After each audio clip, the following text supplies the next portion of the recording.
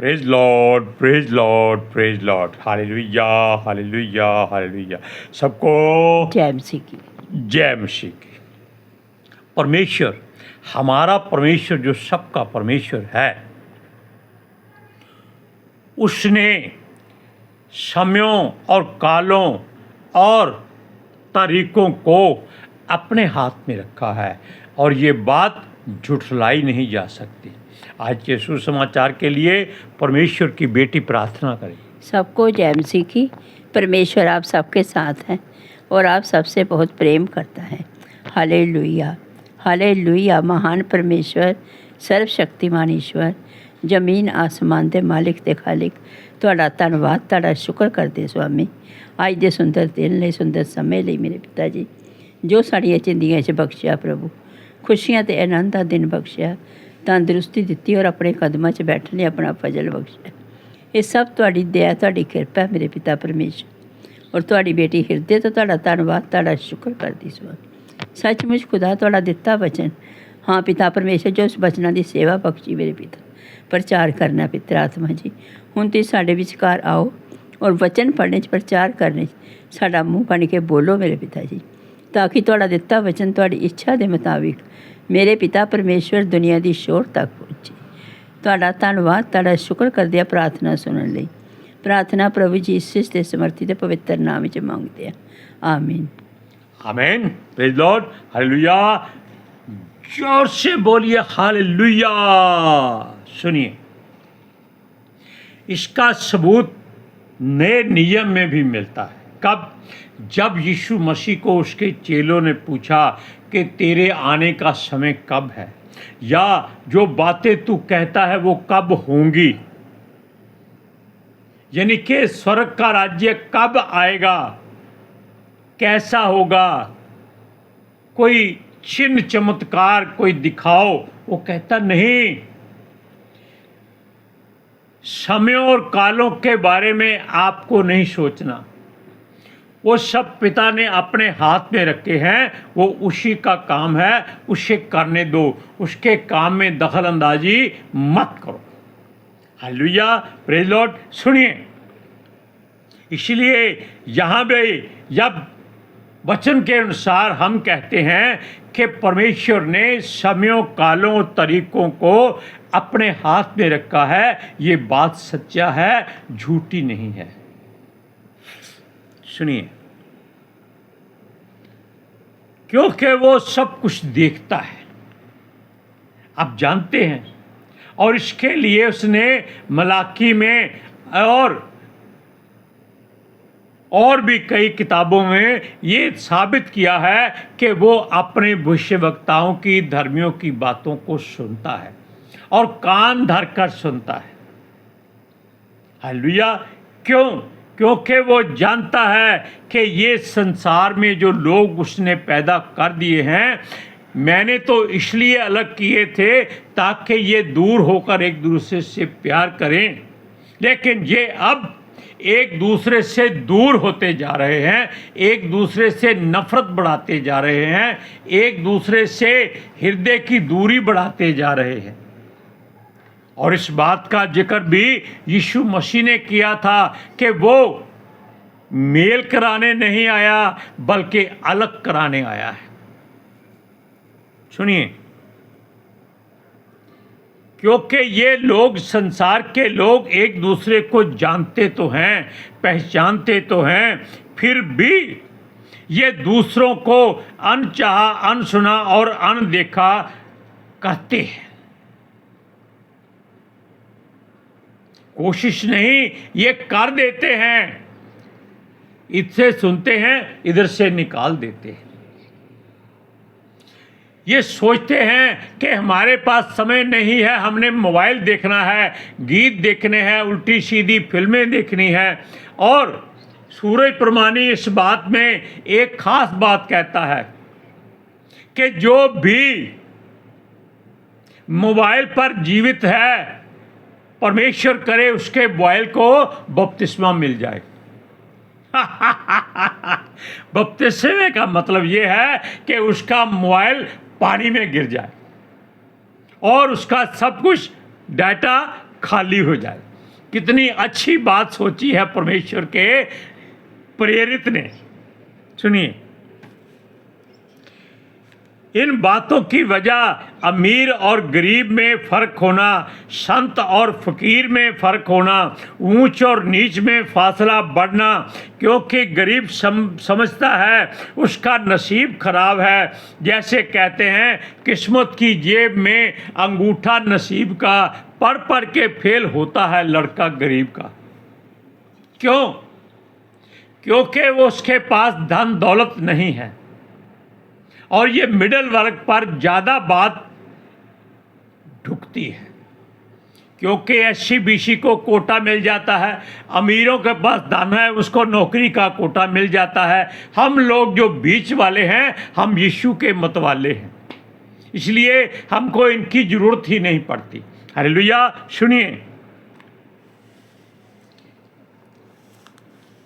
इस बात से मालूम होता है कि 83% या 90% लेने वाला चपरासी बनकर कितना खुश होता है कि उसको सरकार ने नौकरी दे दी, लेकिन 30 से 33% नंबर लेकर पास होने वाला जज बन जाता है, डीसी बन जाता है, एसडीएम बन जाता है, तहसीलदार बन जाता है, और अनपढ़ तो बड़े बड़े लीडर बन जाते हैं। अब आप अंदाज़ा लगा लीजिए कि परमेश्वर ने बुद्धिजीवियों को, समझदारों को क्यों नीचे किया है, ताकि वो अनपढ़ों के द्वारा ज्ञानवानों को लज्जित करें। हालेलुया। सुनिए, मनुष्य यदि धनवान हो जाए तो इस बात से घमंड ना करे कि उसने अपने बल और सूझबूझ से अमीरी हासिल की है। याकूब की पत्री में कहता है कि ये अमीर लोग, धनी लोग उस घास की नाई हैं जो छत पर उगती है और धूप निकलते वक्त बाद वो मुरझा जाती है, उसका फूल झड़ जाता है। ये धनी लोग अपनी ऊंची व्यवस्था पर घमंड ना करें, इनकी व्यवस्था नीच है। सुनिए, और परमेश्वर को ये लोग भूल जाते हैं, मगर याद रखो जिसने तुझे धनवान किया है और वो चाहता है कि धनी होकर दूसरों को सुख दें और आराम दें और उनकी भी चिंता करें।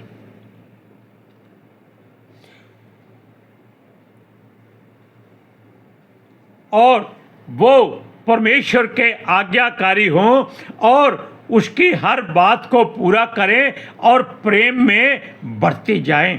लेकिन ये लोग परमेश्वर को कहते हैं तू चल काम कर अपना, क्यों? हमारी किस्मत में लिखा था हम अमीर हैं। लेकिन गरीब और अमीर हमेशा खुदा ही करता है, और उसके कर्मों के हिसाब से नहीं बल्कि अपनी महिमा के लिए करता है। कर्मों का कोई जिक्र नहीं है। कोई ना कहे कि मेरे कर्म अच्छे थे मैं धनी हूं, उसका मतलब क्या है कि तेरे कर्म बुरे हैं जो तू यहां धनी बन गया है, तू स्वर्ग में नहीं जा सकता। वचन को पढ़ते हैं, व्यवस्था वरन 8वां अध्याय उसकी 17वें आयत में। सुनिए,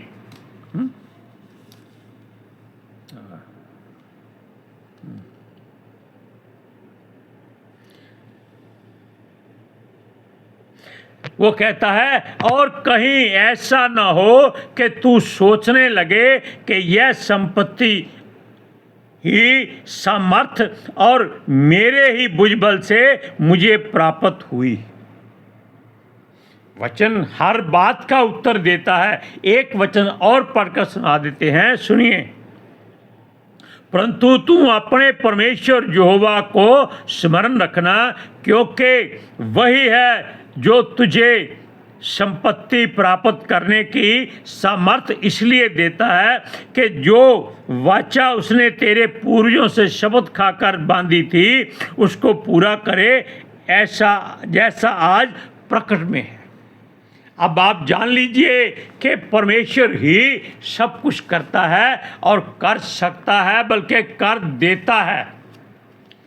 लेकिन ये लोग उसको कहते हैं, तेरा हमारे बीच में कोई काम नहीं, हमारे पास धन है, हम तुझे भी खरीद सकते हैं। सचमुच संसार में लोग परमेश्वर को, देवी देवताओं को, ईश्वरों को खरीदते हैं। क्यों? सुनार के पास जाओ, आपको हर देवता की मूर्त सोने की मिल जाएगी, और वो उनके सामने सर झुका झुका कर, नाक रगड़ रगड़ उसको भरमाते हैं कि ये सोने की मूर्त बनाकर हम इतने बड़े अमीर और धनी और दीवाने हैं। और बेचारा कस्टमर भी उसी भ्रम में आकर उस मूर्त को औने पौने दाम में नहीं, बल्कि दुगने चौगुने दाम में खरीदता है। वो समझता है कि सोने का ईश्वर ज़्यादा धन देगा। ये नहीं मालूम कि तू सोना लाया है, इसका 4 गुना तू पहले ही बर्बाद कर चुका है। सुनिए, इन सब बातों की वजह संसार का सरदार या हाकिम जो इब्लीस कहलाता है, वो ही सब कुछ करता है कि गरीब और धनवान में अंतर बनाया जाए, यानी कि दोनों को पाड़ दिया जाए।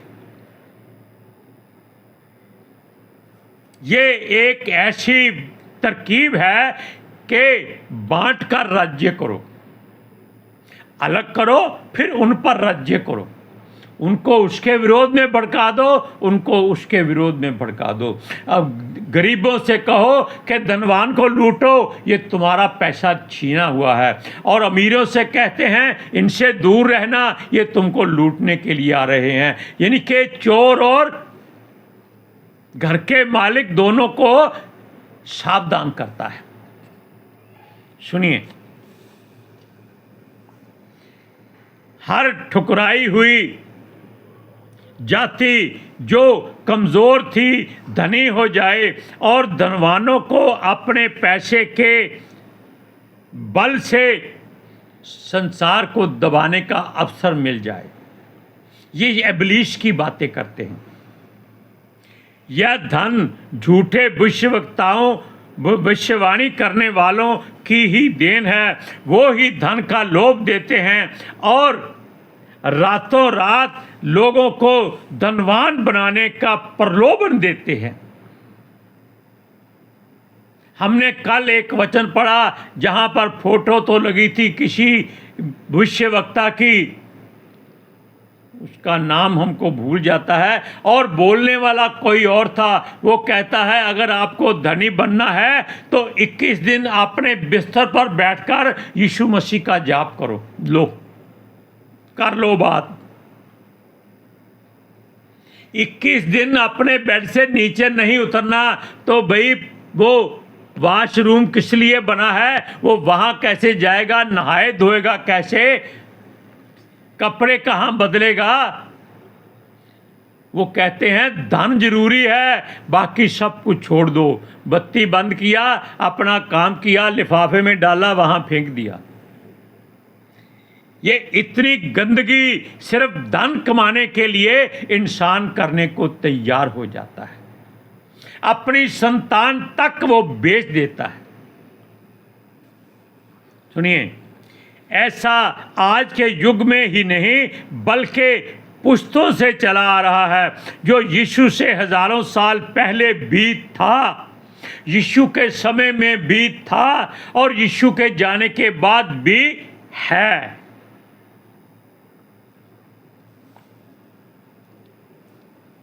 सुनिए, यह एक कड़ी है जो चलती रहेगी। जैसे राजा लोग अपने परिवार को कड़ी के मुताबिक चैन बनाकर पीढ़ी दर पीढ़ी राज्य करते रहते थे, और लोग मूर्खों की तरह उनकी सुनते थे और उनके आगे सर झुकाते थे। लेकिन छोटी सी बात, आप जानते हैं कि जक्कई जिसको यीशु मसीह को देखना था, उसका कद होगा कोई 3-3.5 फीट, बहुत मोटा ताजा तगड़ा धनी व्यक्ति था। लोग उससे नफरत भी करते थे, डरते भी थे, और उसके पास धन ब्याज पर लेने के लिए भी जाते थे। जब उसके मन में आया कि यीशु मसीह कौन है जो मुर्दों को जीवित करता है, कोढ़ियों को शुद्ध करता है, अंधों को आंखें देता है, बहरों के कान खोलता है, गूंगे की जुबान खोलता है, शायद मेरा कद बड़ा कर दे। ये बात आप ध्यान से सुन लीजिए। वो जक्कई यही सोचता था कि किसी तरीके से मैं उसके पास चला जाऊं और उससे विनती करूं, वो मेरा कद लंबा कर देगा। लालच की बात है। लेकिन यीशु जानता था कि ये नाटा व्यक्ति, इसके हृदय में मुझे देखने की चाह हो रही है, लालच कोई भी हो। सूरज प्रमाणी ने एक मिसाल दी कि जक्कई को अपने प्रेम में भरने के लिए यीशु मसीह ने सैकड़ों वर्ष पहले ही वो पेड़ लगा दिया था। ये उसने एक मिसाल दी है ताकि जक्कई अपने समय के अनुसार, अपनी इच्छा के अनुसार उस पेड़ पर चढ़े और यीशु मसीह उसको नीचे उतारे। कितनी बढ़िया मिसाल दी उसने, और ऐसा ही हुआ। लेकिन जब वो यीशु मसीह को पा गया, उसने कहा कि मैंने जितना लूटा है मैं उसका चौगुना वापस करता हूँ। कोई ऐसी बात नहीं सोचता। यहाँ लोग अपने धन को चौगुना करते हैं, लेकिन वो कहता है जितना लूटा है मैं चौगुना वापस करता हूँ। यीशु कहता है आज इस घर में उद्धार आया है। अभी दिया नहीं है, अब सुनिए। क्योंकि जब तक शैतान नाश नहीं हो जाता और उसके पूजने वाले भी नरक कुंड की आग में होम नहीं किए जाते, तब तक शांति नहीं हो सकती। यह झूठे नबी, संत, उपदेशक जो लोगों को झूठी भविष्यवाणियां बता बताकर और डरा डरा कर अपने पीछे भीड़ इकट्ठी करते हैं, ये वही फरीसी हैं। और ये खुद सामने नहीं आते, मोबाइल से ही चिन्ह चमत्कार दिखाने की हिमाकत करते हैं। ये अपने उस मालिक को भूल जाते हैं जिसने इनको धनवान बनाया और मसीहत में लाया, ताकि ये लोगों को उसका वचन समझाएं और उनका जीवन बदले। इनकी हर अच्छी बुरी करनी को वो जानता है और उसका ही ये लोग इनकार करते हैं। ये लोगों को अपने साथ नरक में डालने के लिए तैयार करते हैं। वचन पढ़िए, 2 पतरस 2 अध्याय उसकी पहली और दूसरी आयत पढ़ते हैं। सुनिए। जिस प्रकार उन लोगों में झूठे भविष्यवक्ता थे, उसी प्रकार तुम में भी झूठे उपदेशक होंगे, जो नाश करने वाले पखंड का उद्घाटन छिप छिप कर करेंगे और उस स्वामी का जिसने उन्हें मोल लिया है इनकार करेंगे और अपने आप को शीघ्र विनाश में डाल देंगे। बहुत से उनके सम्मान लुचपन करेंगे, जिनके कारण सत्य के भाग की मार्ग की निंदा की जाएगी। अब आप जान लीजिए कि ये सत्य बातें जो आपको कहीं नहीं मिल सकती, ये परमेश्वर के पवित्र शास्त्र में आपको मिलेंगी। इसलिए आप अपने उपदेशों को, प्रचारकों को और संतों नबियों को, जिनको आप समझते हैं कि यीशु मसीह की ओर से हैं, उनको अच्छी तरह से परख लीजिए। आज के सुसमाचार के लिए परमेश्वर की बेटी प्रार्थना करेगी। Hallelujah. Thank you Jesus, thank you Lord, thank you पितर आत्मा जी। ਤੁਹਾਡਾ ਧੰਨਵਾਦ, ਤੁਹਾਡਾ ਸ਼ੁਕਰ ਕਰਦੇ ਸੁਆਮੀ, ਸਾਡੇ ਵਿਚਕਾਰ ਆਉਣ ਲਈ, ਵਚਨ ਪੜ੍ਹਨ 'ਚ, ਪ੍ਰਚਾਰ ਕਰਨ 'ਚ, ਸਾਡਾ ਮੂੰਹ ਬਣ ਕੇ ਬੋਲਣ ਲਈ ਪਿਤਾ ਜੀ।